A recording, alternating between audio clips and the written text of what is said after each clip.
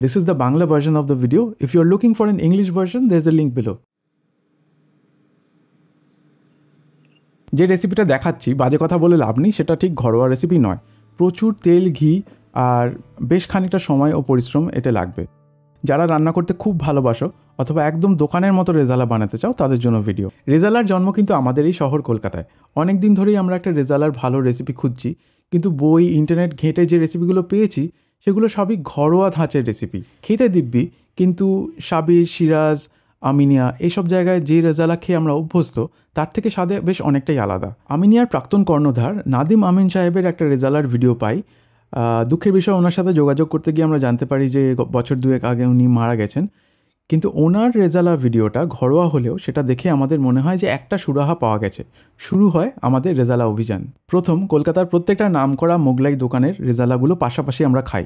বহুবার বিভিন্নভাবে পরীক্ষা নিরীক্ষা চলে। 3 সপ্তাহ আমরা সকাল বিকেল রাত্রি রেজালা খেয়েছি। অনুযোগ করছি না, এরকম সুযোগ বা অজুহাত কজনেরই বা হয়। সাদা পেঁয়াজ না লাল পেঁয়াজ, পেঁয়াজ কাঁচা বেটে নাকি সেদ্ধ করে বেটে, একবারে মেখে সব একসাথে বসিয়ে দেবো নাকি মুরগিটা আলাদা করে সেদ্ধ করে স্টক বানিয়ে নেবো, শেষে দুধের বদলে ক্রিম দিলে কি বেশি ভালো হয়, কেশর দিলে বা না দিলে কি হয়, সব কিছু করে দেখেছি আমরা। শেষে যে রেসিপিটা বানিয়েছে সেটা নিয়ে আমরা মোটামুটি বেশ খুশি। আরেকটা ব্যাপার, এই ভিডিওটা শ্যুট করা হয়েছিল এই বছরের শুরুর দিকে, যার পরেও আমরা কিছু টেস্টিং করেছি এবং যার ফলে পরিমাণে কিছু পরিবর্তন হয়েছে। তাই রান্না করার সময় অবশ্যই আমাদের ওয়েবসাইট থেকে দেখে নেবে মাপগুলো। রেজালার জন্য মুরগিটা কিন্তু ঠিক কিনতে হবে। ছোট মুরগি রেজালার জন্য বললে বাজারে কেটে দেবে।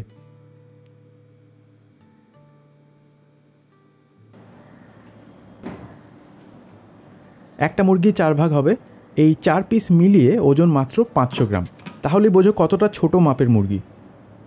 রান্নার মাপগুলো সব আমাদের ওয়েবসাইটে পেয়ে যাবে, ভিডিওর নিচে লিঙ্ক দেওয়া রইল। আমরা চাই একদম মুক্তোর মতো সাদা ঝোল, তাই মাংসটাকে প্রথমে একবার ভাপিয়ে যে খয়েরি বা কালো নোংরাগুলো ভেসে উঠবে সেগুলো ছেঁকে নেব। ভাপানোর জন্য অল্প পেঁয়াজ, চাকা চাকা করে কাটা আদা, এলাচ, লবঙ্গ, দারচিনি, তেজপাতা আর গোলমরিচ দেবে। নুনও দিতে হবে। আর জল মেপে দেবে, কারণ বেশি জল দিলে মুরগির স্বাদওয়ালা যে অতিরিক্ত স্টক সেটা ফেলা যাবে, আর কম দিলে ঝোলে আবার পরে কাঁচা জল দিতে হবে। ফোনে 15 মিনিটের টাইমার দিয়ে ঢাকা দিয়ে আঁচ বাড়িয়ে রান্না করবে। ততক্ষণে আমরা রান্নার জোগাড়টা কিছুটা এগিয়ে নিই। রেজালায় ছিবড়ে বা দানা দানা যে কোনো জিনিসই ছেঁকে ব্যবহার করেন বাবুর্চিরা। যেমন প্যাকেটের ধনে গুঁড়ো খুব একটা মিহি হয় না, একবার ছেঁকে নিতে পারলে ভালো, না চাইলে নাও করতে পারো।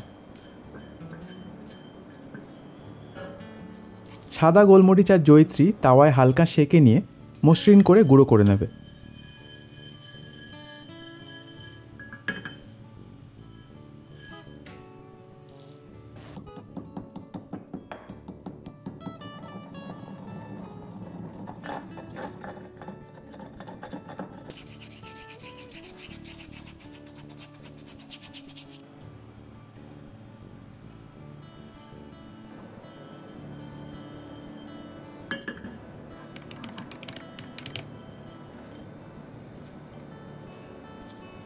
রেজালায় পোস্ত আর কাজু ব্যবহার করা হয় ঝোলটা একটু ঘন করার জন্য। কোনো দোকানে শুকনো নারকেলও দেয়, পশ্চিম ভারতে এটাকে বলে খোপরা। তাতে একটা হালকা মিষ্টি নারকেলের গন্ধ হয়। খেয়াল রাখবে, রেজালা কিন্তু কোরমার মতো ঘন হওয়ার কথা নয়।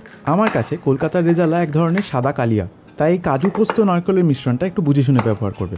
এই শুকনো নারকেল মুদির দোকানেও পাওয়া যায়, তবে না পেলে বাদ দিও, কাঁচা নারকেল দিতে যেও না। সবগুলোকেই আলাদা আলাদা করে শুকনো খোলায় ভেজে গুঁড়ো করে নেবে। এই ফাঁকে বলে রাখি, প্রেসারে সেদ্ধ করে মাটন রেজালাও কিন্তু একই পদ্ধতিতে করতে পারো। মাপগুলো টুকটাক আলাদা হবে ঠিকই, পরে একদিন সেটার ভিডিও করে দেব।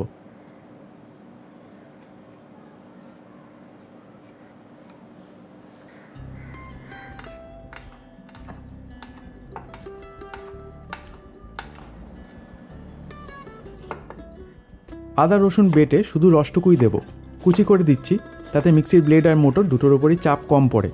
খোসা ছাড়ানোর কোনো দরকার নেই, ভালো করে ধুয়ে নিলেই চলবে।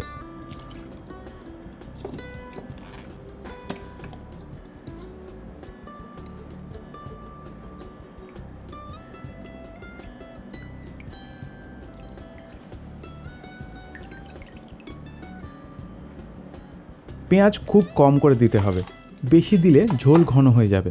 পেঁয়াজের পরিমাণ যেহেতু সামান্য, তাই সাদার বদলে লাল পেঁয়াজ ব্যবহার করলেও চলবে। কলকাতার রেজালায় কাঁচা পেঁয়াজের একটা মিষ্টি গন্ধ থাকে, পেঁয়াজ সেদ্ধ করে বেটে অনেকে করেন, কিন্তু আমার মনে হয় তাতে রেজালার গন্ধটা ঠিক হয় না। আমরা করে দেখেছি। 15 মিনিট পর ঢাকনা খুলে দেখবে মুরগিটা আধসেদ্ধ হয়েছে আর ওপরে ধূসর বা খয়েরি রঙের কিছু ময়লা ভেসে উঠেছে। মাংসের রক্ত, মজ্জা, ফুসফুস থেকে এগুলো বেরোয়। আর মাংসের গায়ে যে ময়লাগুলো লেগে আছে সেগুলো নেড়ে একটু ছাড়িয়ে তারপর টুকরোগুলো তুলে রাখবে। এবারে ছাঁকনির ওপর একটা পরিষ্কার কাপড় রেখে শুরুয়াটা একটা পাত্রে আলাদা করে নেবে। ধনে আর জয়িত্রী, কলকাতার রেজালার মশলায় এই দুজনই হলেন মুখ্য চরিত্র। দারচিনি, লবঙ্গ এনারা আছেন ঠিকই, কিন্তু নেপথ্যে। সেই জন্যই মাত্র 15 মিনিট ফুটিয়ে তাদের ছেঁকে ফেলা হয়েছে। ঝামেলার কাজ সব শেষ। এরপরে রান্নাটা খুব তাড়াতাড়ি এগোবে। একটা কড়াইয়ে সাদা তেল আর সম্ভব হলে মোষের দুধের সাদা ঘি গরম করবে। শ্রী ঘি হলে সব থেকে ভালো। এটা কিন্তু বিজ্ঞাপন নয়, যে কোনো মোগলাই রেস্তোরাঁয় গেলে শ্রী ঘির এই সোনালি লাল টিনটা দেখতে পাবে। কলকাতার 100 বছরের পুরনো কোম্পানি। যারা বাইরে থাকো তারা অনলাইন পেয়ে যাবে, নিচে লিঙ্কটা রইল। ঘি খুব বেশি গরম হওয়ার আগেই গোটা শুকনো লঙ্কাগুলো দিয়ে দেবে। এই লাল লঙ্কাগুলো না ভাসলে সমাজ তোমার রেজালাকে কিন্তু রেজালা বলে মেনে নেবে না। যখন একটা হালকা সুন্দর লঙ্কা ভাজা গন্ধ বেরোবে, বেশি ভাজা হওয়ার আগেই তুলে রাখবে। এবার মাখনাগুলো ভেজে তুলে রাখছি। এগুলো শুকনো তাওয়াতেও ভাজতে পারো, আর বাড়িতে না থাকলে না দিলেও চলে, এর কোনো নিজস্ব স্বাদ নেই। প্রথমে এলাচ, গোলমরিচ আর জয়িত্রী ফোড়ন দেবে।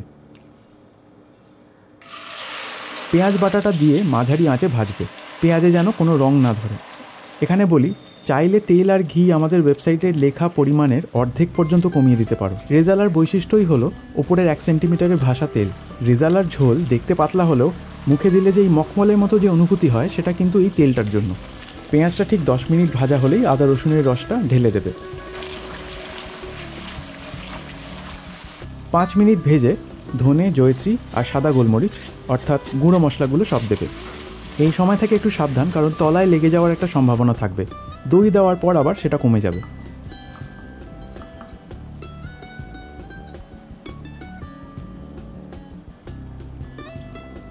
সামান্য কর্নফ্লাওয়ার সমপরিমাণ জলে গুলে মিশ্রণটা টক দইয়ের সাথে মসৃণ করে ফেটিয়ে নেবে।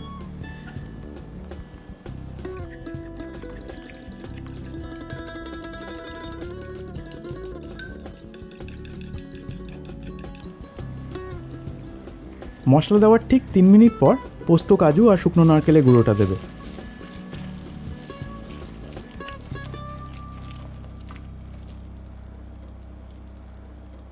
আবার 3 মিনিটের মাথায় টক দই দিয়ে তাড়াতাড়ি কবজি চালিয়ে দইটা মশলার সাথে মিশিয়ে নেবে। কর্নফ্লাওয়ারটা থাকায় দইটা কেটে যাওয়ার সম্ভাবনা কম, তবু সাবধানে মার নেই।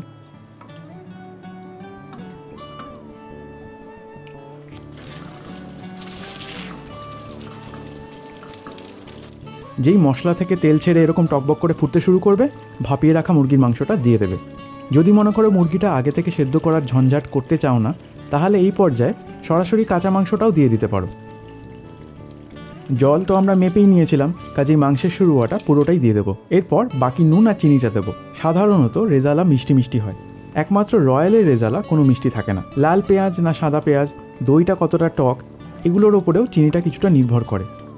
ব্যাস, এবারে মুরগির মাংসটা পুরোপুরি সেদ্ধ হওয়া পর্যন্ত ফুটবে। মাঝে মাঝে নেড়ে দেবে যাতে তলায় লেগে না যায়। 30 মিনিটের বেশি লাগার কথা নয়। সবশেষে একটা সুগন্ধি মিশ্রণ তৈরি করব, যেটা না হলে রেজালার গন্ধটাই খুলবে না।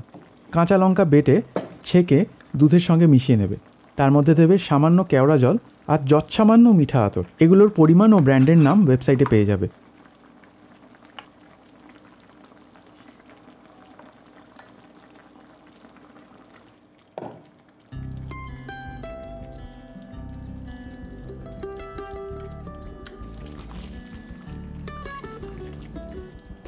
মাংস সেদ্ধ হয়ে গেলে আঁচ বন্ধ করে এই দুধটা মিশিয়ে গোলাপের শুকনো পাপড়ি, ভেজে রাখা শুকনো লঙ্কা আর মাখানা দিয়ে ঢাকা দিয়ে রাখবে। যদি আগে থেকে রান্না করে রাখো, এই দুধের মিশ্রণটা কিন্তু পরিবেশন করার আগে যখন শেষবার গরম করবে তারপর দেবে। মেশানোর পর আরেকবার ফোটালে দুধটা কেটে যেতে পারে।